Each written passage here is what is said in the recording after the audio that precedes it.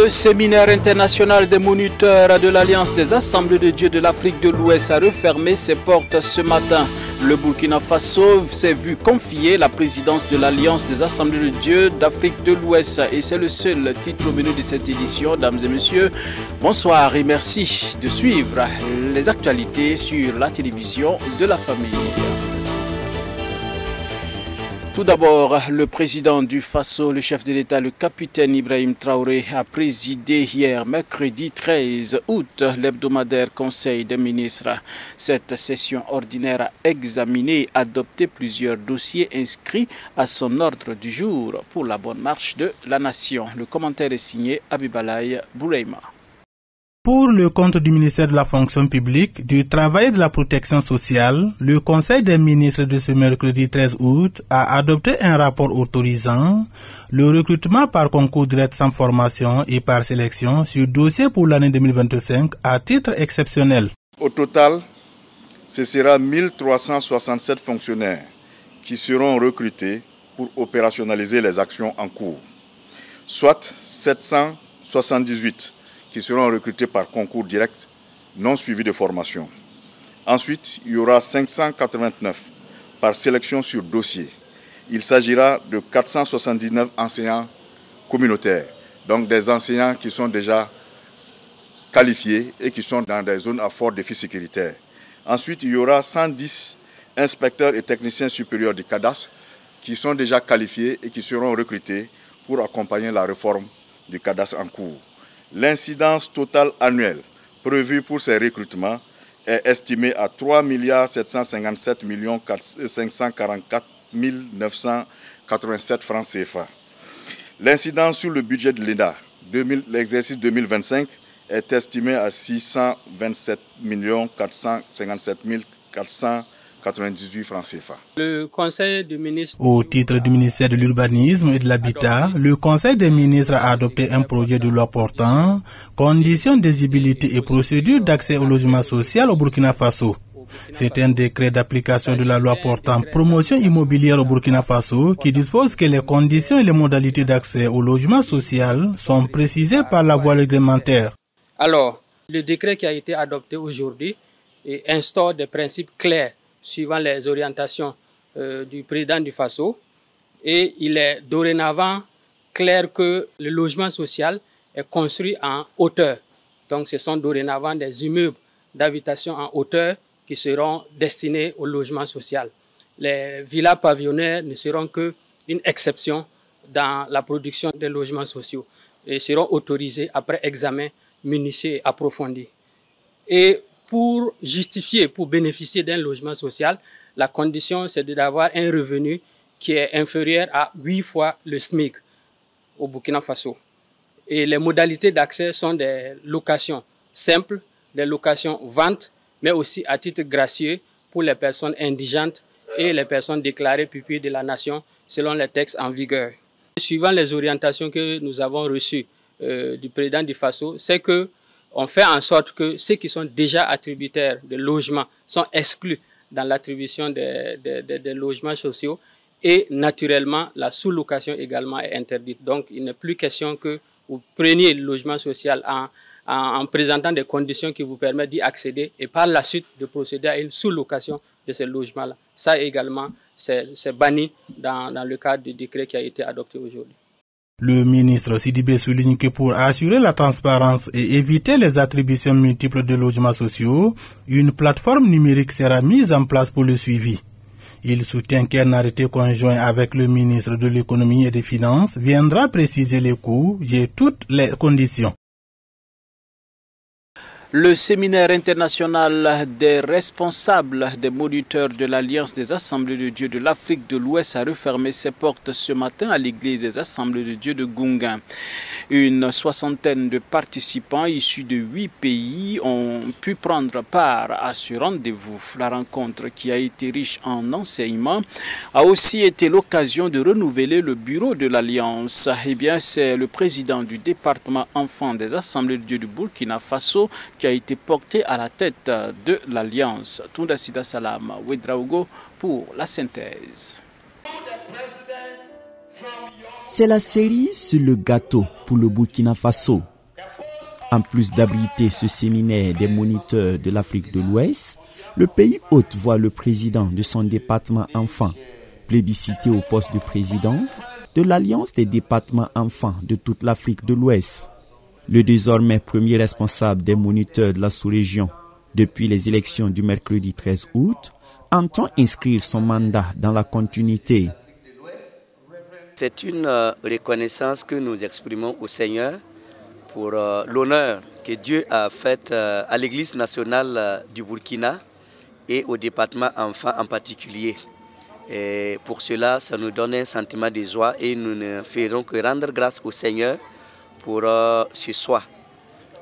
Parlant de sentier, nous allons continuer à bâtir sur les fondations de nos prédécesseurs, c'est-à-dire continuer par l'équipement des leaders de l'Afrique de l'Ouest afin de donner un encadrement biblique de nos enfants.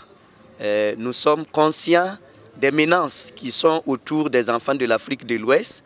Alors, donc c'est pourquoi nous allons, par la grâce de Dieu, demander la sagesse de Dieu pour pouvoir travailler, à pouvoir équiper nos enfants par la parole de Dieu afin qu'ils puissent se tenir fermes face à toutes ces menaces qui ont pour but de les faire disparaître et de les amener à quitter la voie de Dieu. Le pasteur Fidel Zouma contacte donc une nouvelle équipe de 6 membres appelée à faire rayonner la structure. Le président du Conseil général des Assemblées de Dieu du Burkina Faso, présent à l'occasion de cette cérémonie de clôture, reconnaît les multiples honneurs dont bénéficie son pays, mais n'oublie pas de rappeler la charge qui pèse désormais sur l'Église nationale à travers ce nouveau poste. J'ai des sentiments de joie et premièrement envers l'Éternel Dieu qui a toujours porté un regard favorable sur son Église AD Burkina Faso, en ouvrant des portes pour que les jeunes soient ici, les leaders de nos enfants. Et ce qui nous a encore réjouis, c'est que le responsable au niveau de l'Église des Assemblées de Dieu d'Afrique de l'Ouest s'est déplacé pour la circonstance, pour montrer qu'il a un regard favorable sur l'éducation des enfants. Cela m'a réjoui beaucoup le cœur. Et Dieu, dans sa bonté et dans sa miséricorde, a affiché son choix sur Fidel Zouma, le responsable national, pour l'élever au rang de responsable de l'Afrique de l'Ouest. Cela nous réjouit le cœur, mais nous donne aussi une responsabilité de l'accompagner dans nos prières incessantes et de l'aider afin qu'il réussisse sa mission noble qui vient de lui être confiée. Côté organisation, la mayonnaise aura pris dans cette conférence qui a réuni des participants venus de plusieurs pays. La rencontre a même enregistré la présence du président de l'Alliance des Assemblées de Dieu de l'Afrique de l'Ouest, qui a par ailleurs été l'orateur principal. Tour à tour, plusieurs orateurs du Burkina Faso, mais également d'autres pays comme le Niger, la Côte d'Ivoire ou encore la Sierra Leone, ont épluché le thème de ce séminaire. Nous avons pu en tout cas accueillir 7 pays qui sont venus s'ajouter au Burkina Faso, dont 8 pays, donc au maximum une vingtaine de personnes. Maintenant les nationaux au moins une trentaine, donc au total nous on a eu une soixantaine de participants. Le thème était vraiment d'équiper les moniteurs pour un réveil, en tout cas au niveau de la sous-région.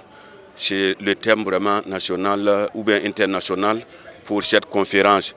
Et on a dit des éminents, vraiment conférenciers, qui ont pu développer pour mieux nous outiller, parce que nous sommes à des moments où, sans l'aide du Saint-Esprit, sans l'aide du réveil, ça serait vraiment très difficile que nous puissions gagner le combat, à savoir gagner les enfants et les adolescents pour Jésus-Christ. Les sentiments sont des gratitudes à l'endroit du Tout-Puissant qui a rendu toutes choses possibles.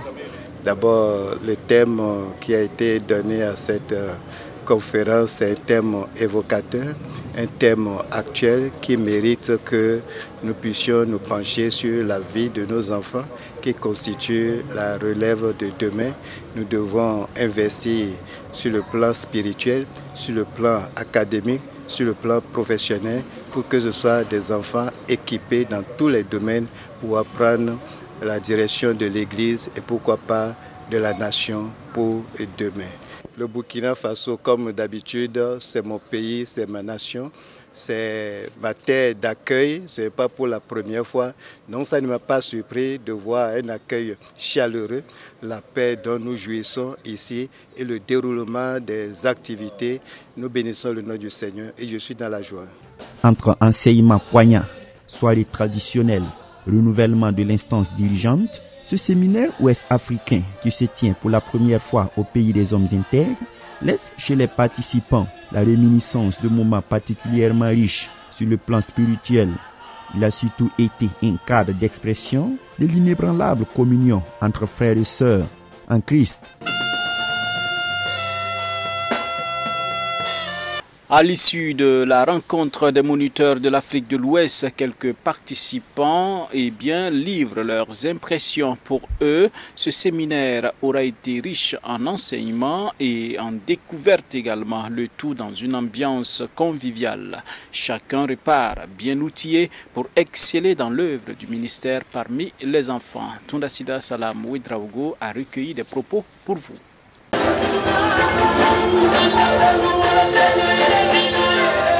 Réellement, nous voulons rendre grâce au Seigneur pour ce séminaire qui s'est passé au Burkina. Le séminaire a été une bénédiction pour l'ensemble des moniteurs, pour tous ceux qui sont venus. Ils ont été bénis par les riches enseignements de notre pasteur, de notre papa qui est venu du Bénin, qui est le président de l'Alliance des Assemblées de Dieu de l'Afrique de l'Ouest. Alors donc nous avons été ressourcés, nous avons été équipés. Donc nous exprimons vraiment notre gratitude au Seigneur. La collaboration, vraiment l'union que nous avons constatée entre nous. Nous n'avons pas senti que ce sont des moniteurs des différents pays qui étaient là. Nous étions maintenant comme vraiment des moniteurs d'un seul pays. Je suis très impressionné vu le travail immense qui se déroule dans l'Afrique de l'Ouest. C'est une opportunité pour le ministère d'atteindre chaque famille sur le plan de la sous-région, de donner aussi leur vie à Dieu et d'instruire aussi dans la voie de Dieu. Voyons les enseignements qui ont été délivrés par nos leaders. J'ai conservé beaucoup de choses. Comment aider les enfants à avoir l'amour de Dieu et aussi comment les aider à évangéliser les amis de la rue. Ce sont des enseignements que j'ai retenus que je vais envoyer dans mon pays. Et aussi, si j'ai l'opportunité aussi d'atteindre d'autres pays de l'Afrique de l'Ouest et dans toutes les nations. Nous sommes venus assister à un séminaire. Ce séminaire a pour objectif l'enseignement de tous les dirigeants des autres pays de l'Afrique de l'Ouest. Et à travers ce séminaire, nous sommes richement bénis que tout ce que nous avons reçu nous enrichissent et nous sommes sûrs et certains que rentrer au pays, tout ira dans les meilleures conditions pour les moniteurs de notre pays. Ça a été des moments riches en enseignement, en prière. Surtout la partie qui m'a impactée, c'est l'intervention du président des Assemblées de Dieu de l'Afrique de l'Ouest. Le pasteur qui est arrivé hier, le pasteur béninois, il a vraiment dit que les enfants sont l'église d'aujourd'hui et que même les pasteurs devraient investir dans la vie des enfants. Et il a dit que lui, en tant que pasteur, il lui arrive des dimanches de faire le culte exclusivement avec les enfants dans leur classe, avec les adolescents dans leur classe, pour vraiment être rassurés de la vie spirituelle des enfants. Donc nous, en tant que moniteurs, c'est un travail très important que le Seigneur nous a confié de nous occuper des enfants. Et il a demandé à ce que nous puissions impacter la vie des enfants pour une décennie de réveil par l'impact du Saint-Esprit, en leur enseignant la parole de Dieu, en leur enseignant de se baptiser et en leur enseignant de rechercher le Saint-Esprit pour vivre pleinement leur foi et être de vrais chrétiens. Développer son intimité avec le Saint-Esprit pour une vie fructueuse, c'est le thème de la toute première session de l'initiative du CIE MIA dénommé le Sommet des Plaines de Grâce qui a ouvert ses portes hier mercredi à l'église Eden TBI. Elles sont des milliers de jeunes filles et femmes à prendre part à ce sommet de 5 jours qui veut être un tremplin pour faire des jeunes filles des actrices dans le développement de l'église locale de CIE MIA. Abibala Ibrahima et Yannick Kaboré ont signé le reportage. Appeler à revenir à Dieu de tout notre cœur. Dans sa dynamique de travailler pour l'épanouissement des jeunes filles et des jeunes femmes et à faire d'elles des actrices de premier plan dans ces églises locales, dans nos nations et même dans le monde, le Centre international d'évangélisation mission intérieure africaine CEMIA initie le sommet international des PDG ou les Plaines de Grâce, dont la cérémonie d'ouverture de la première édition a eu lieu dans la soirée de ce mercredi 13 août 2025 à l'église Eden TBI. Développer son intimité avec le Saint-Esprit pour une vie fructueuse, c'est sous ce thème que s'ouvre cette première saison de ce sommet de 5 jours de jeunes filles et de jeunes femmes venues du Burkina Faso et d'ailleurs. Le sommet des PDG qui regroupe les jeunes filles non mariées et les jeunes dames mariées de 0 à 15 ans de mariage a été, par la grâce de Dieu, organisé afin de permettre aux jeunes filles et aux jeunes dames qui font face à plusieurs défis dans le monde d'aujourd'hui dans lequel nous vivons, de pouvoir trouver une réponse par la grâce de Dieu à leurs différentes questions auxquelles elles se posent et de pouvoir développer réellement cette intimité avec l'Esprit de Dieu qui est celui qui peut répondre, je dirais, à toutes nos différentes questions, celui qui peut nous guider dans nos choix, dans nos décisions, dans tout ce qu'il faut pour que nous puissions avoir une vie fructueuse, une vie réussie selon la parole de Dieu. À cette cérémonie d'ouverture, le message a été donné par le pasteur principal de l'Église des Nations, Tabernacle Bethel Israël, Dr Hortense Karambiri, qui a donné l'importance d'éduquer les jeunes filles dans nos églises. Et pleine de grâce, comme nous venons de le dire, ce sont des jeunes filles et des jeunes dames. Et aujourd'hui, avec tout ce qui se passe dans le monde aujourd'hui, nous nous rendons compte que l'Église a besoin de prendre en charge sérieusement cette frange donc, du corps de Christ. Parce que chaque système cherche donc à mettre la main sur donc, ce groupe de jeunes filles et de jeunes dames, parce que même le monde dit que éduquer une fille, c'est éduquer toute une nation, encore plus l'Église. Donc ce sont les futures mères, ce sont les futurs responsables et ce sont donc c'est un groupe qui est très délicat, mais un groupe qui est très porteur pour l'Évangile. Et donc nous voyons donc qu'il est important que nous puissions leur donner une plateforme de formation, d'édification, une plateforme pour se laisser interpeller par le Seigneur. Le sommet des PDG est l'aboutissement d'un long parcours dans l'encadrement des jeunes filles et des jeunes femmes du ministère du CIEMIA. Branche jeunesse du mouvement des femmes de destinée, les PDG ont été mis en place en vue de prendre en compte les besoins des 7 composantes de l'Église et lui assurer un suivi de proximité.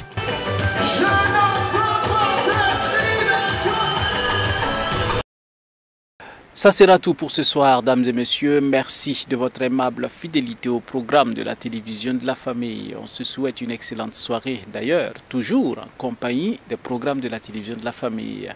Bonsoir, Daniel Ouedraogo a réalisé ce journal. Rendez-vous demain pour d'autres actualités.